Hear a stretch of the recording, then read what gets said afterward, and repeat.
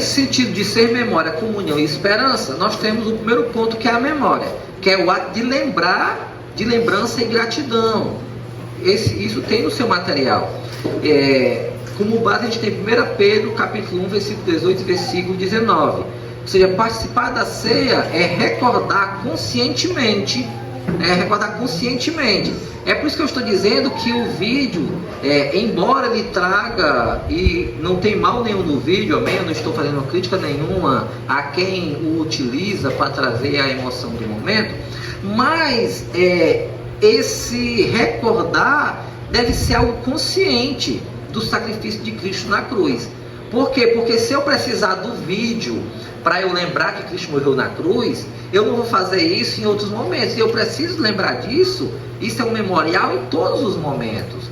Todas as vezes que eu vou fazer alguma coisa em que eu desperdiço o sacrifício de Cristo, eu preciso lembrar desse sacrifício para eu entender que eu preciso me reconciliar, que eu preciso fazer aquilo que é correto. Por isso que é necessário ser algo consciente, algo que está em nós, que está dentro de cada um de nós.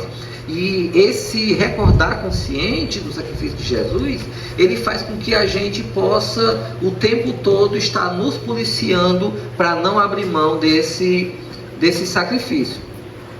Sabendo que não foi com coisas corruptíveis, como prata ou ouro, que fostes resgatados da vossa vã maneira de viver, que por tradição recebestes dos vossos pais, mas com o precioso sangue de Cristo, como de um cordeiro imaculado e incontaminado. Então, nesse sentido de lembrar do sacrifício de Cristo, ele nos chama a atenção, o apóstolo Pedro nos chama a atenção, que sabendo que nós só podemos lembrar daquilo que nós sabemos. Então é importante saber para que a gente possa lembrar. E aí eu vou repetir, é preciso conhecer a palavra, porque conhecendo a palavra a gente vai saber, e sabendo a gente pode lembrar. O Espírito Santo, ele nos lembra das coisas que Jesus fez, daquilo que aconteceu. Então todas as vezes que nós vamos pregar o Evangelho, nós vamos evangelizar, é o Espírito Santo que nos lembra. Agora, se nós não lemos, não tem como o Espírito Santo nos lembrar daquilo que a gente não leu. Eu não tenho como lembrar daquilo que eu não conheço. A nossa mente, e por que é importante ler? Muitas vezes nós lemos, e quando você lê qualquer coisa, nada se perde. Toda a leitura ela é armazenada no seu cérebro e ela fica lá num local específico. E você vai lendo e isso vai sendo armazenado. Parece que você não sabe que lembra, você não lembra do que leu, mas aquilo está armazenado. Numa ocasião necessária, quando lhe for feito um requerimento para lembrar daquilo, o seu cérebro vai percorrer todo o caminho necessário e ele vai lá no subúrbio da sua mente e traz aquela informação para que você possa ter. Então é por isso que é importante a leitura. A gente lê e muitas vezes parece vazio, porque você lê e às vezes nem entende o que você está lendo, mas aquela informação ela está sendo guardada numa caixinha lá da sua mente para um momento oportuno. É importante a gente ler, e aí aquilo que é lido a gente consegue lembrar e usar no momento oportuno. E nós não fomos, então é preciso saber que nós não fomos comprados ou fomos remidos com coisas corruptíveis, com coisa que perde valor. Não foi com coisas como ouro e prata, como está dizendo o texto, mas foi com coisas valorosas, foi com o corpo de Jesus que morreu na cruz, foi com o seu sangue que foi derramado para nos libertar. E todas as vezes que nós trocamos a liberdade que nós temos com Cristo pela prisão do pecado, nós estamos abrindo mão de um preço valioso que Cristo pagou por cada um de nós. E aí no versículo diz, mas com o precioso, ou seja, com algo de valor, com o valoroso sangue de Cristo, como de um cordeiro imaculado e incontaminado. Aí nós vamos lembrar do Antigo Testamento, dos sacrifícios que eram feitos, que até hoje os judeus fazem os sacrifícios do cordeiro, porque não aceitaram Jesus como o cordeiro de Deus que tira o pecado do mundo. Então eles vão lá e eles fazem o sacrifício do cordeiro, mas esse cordeiro imaculado e incontaminado é Jesus. Então a salvação ela é dom de Deus, e ele não é uma conquista humana, porque até então o homem, uma vez que errava, ele pegava o cordeiro e ele ia até o sumo sacerdote, ele ia até o templo, e ali ele sacrificava o cordeiro. Então, de acordo com suas posses, você conseguia ali, com seu esforço, conquistar o que era necessário. Já a partir daí, já é com o sangue de Jesus, e nenhum de nós pode verter, nenhum de nós pode derramar, nenhum de nós pode usar o sangue de Jesus, porque o sangue é dele. Então, o nosso sangue não tem esse valor, por isso que nada que se faça com o nosso sangue tem valor algum, porque o sangue tem valor, é o sangue de Jesus, e a salvação, ela é dom de Deus e não é conquistada por nenhum homem. E o segundo ponto é a comunhão, que é a união com Cristo e com o corpo de fé. Então, quando nós participamos da ceia, nós rememoramos, e aí nós somos chamados nessa memória a olhar e entender que tem que existir comunhão com o corpo de Cristo. Então não existe comunhão com Cristo se não existe comunhão com o corpo de Cristo. É por isso que João diz nas suas cartas, quem diz que ama a Deus, que não vê, e não ama o irmão que vê, é mentiroso, porque está falando de um e não está falando do outro. E aí nós somos chamados na ceia a essa comunhão com o corpo de Cristo, a comunhão com a igreja. Porque é por meio da Santa Ceia que nós reafirmamos essa nossa união com Cristo, e que Ele habita em nós e Ele nos fortalece espiritualmente. E lá em 1 Coríntios 10, 17 diz: porque nós, sendo muitos, somos um só pão e um só corpo, porque todos participamos do mesmo pão. Então, nós somos um, existe uma união, e essa união ela é para acontecer.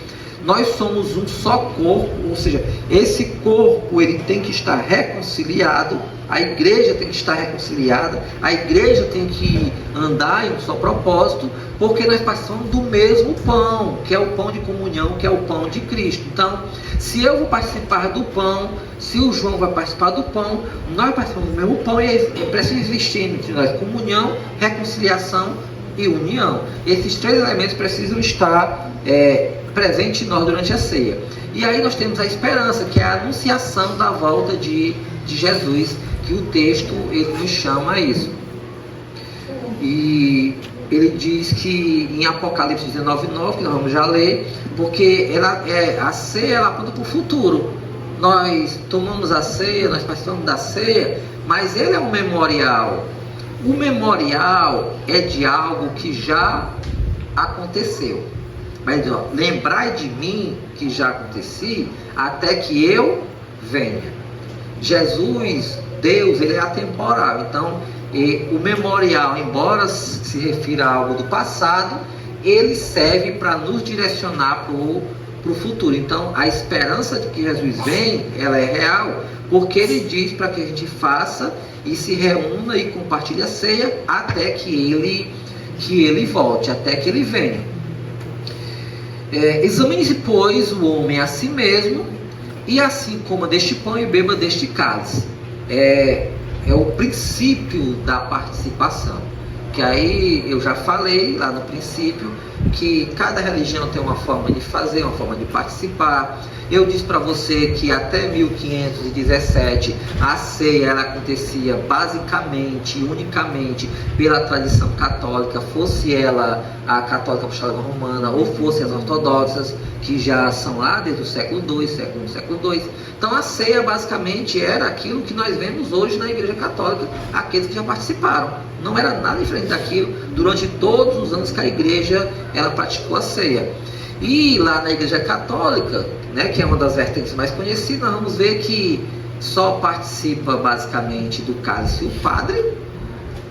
Em alguns casos ele lá molha a hóstia e dá, em outros nem isso acontece. E ali os irmãos participam de forma apenas parcial naquele momento. O padre é que é a grande representação naquele momento. Então, o princípio de participar, quem pode participar da ceia? Como participar da ceia? Eu participo ou não participo? Então, o único princípio para participar da ceia é examinar-se, pois, o homem a si mesmo. Essa é a única regra de participação da ceia. Examine-se, pois, o homem a si mesmo, assim coma deste pão e beba deste cálice. Quando eu digo a única condição, Eu não estou dizendo que qualquer pessoa que passa na rua pode participar da ceia, porque não é assim que acontece. Nós vamos ver dois momentos importantes com o pão. Um é, Jesus está pregando para uma multidão e as pessoas estão com fome, diz André, e quando André diz, os homens estão com fome, ele manda pegar o pão, manda pegar o peixe, ele distribui o pão entre as pessoas que estão ali. Ali é o milagre da multiplicação dos pães. A ceia, ela acontece em um momento íntimo. Ela acontece em um momento entre aqueles que andam com Cristo. Então, é claro que condição sine qua non para que você participe da ceia é você ser convertido. É você ter Jesus como seu Senhor e Salvador. Aqueles que não têm Jesus como seu Salvador, não tem por que participar da ceia. Porque não tem por que fazer um memorial daquele em quem eu não espero, daquele em quem eu não acredito. Então, como é que eu vou fazer um memorial? Como é que eu vou me preocupar com o corpo daquele que eu não tomei posse desse corpo? Porque é preciso aceitar Jesus. Então, aceitar Jesus é uma condição. Passada essa condição, nós vamos para o homem fazer o seu autoexame. Não existe nada além das doutrinas que impeçam do homem participar da ceia. E aí, é claro, eu vou dizer que talvez, e eu digo talvez por quê? Porque o batismo, como é uma comissão também, o batismo como é algo muito importante, muitas denominações têm ele como sendo uma das exigências para participar da ceia.